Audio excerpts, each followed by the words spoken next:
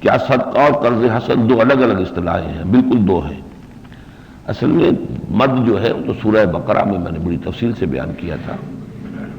اللہ کی رضا کے لیے پیسہ خرچ کرنے کی دو مدیں ہیں، ایک ہے غرباء، مساکین، یتامہ، بیوائیں، یہ لوگوں کی ضرورت، اس کے لیے ایتاء مال کا لفظ بھی آتا ہے، صدقہ بھی آتا ہے، زکوٰۃ بھی اصلاً اسی کے لیے ہے،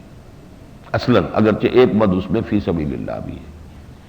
دوسری مد ہے اللہ کے دین کے لیے خرچ کرنا، اللہ کے دین کی دعوت کو پھیلانے کے لیے خرچ کرنا، اللہ کے دین کی جد و جہد جو ہے، اب کوئی تنظیم بنتی ہے اسے بھی فنڈز کی ضرورت ہوتی ہے، کوئی جماعت، کوئی جہاد ہوتا تھا تو اسے اسلحہ کی ضرورت ہوتی تھی، تو وہ کہلاتا ہے قرض حسنہ اللہ کو، چونکہ وہ اللہ کا دین ہے، اس کے لیے، اسی کے لیے انفاق فی سبیل اللہ کا لفظ ہے۔ تو قرض حسنہ اور انفاق فی سبیل اللہ کی مد ہے اللہ کے دین کے لیے خرچ کرنا، اور صدقہ، زکوٰۃ، خیرات، ایتاء مال، یہ اصطلاحات ہیں غریبوں، مسکینوں، یتیموں، بیواؤں کی سرپرستی میں خرچ کرنا۔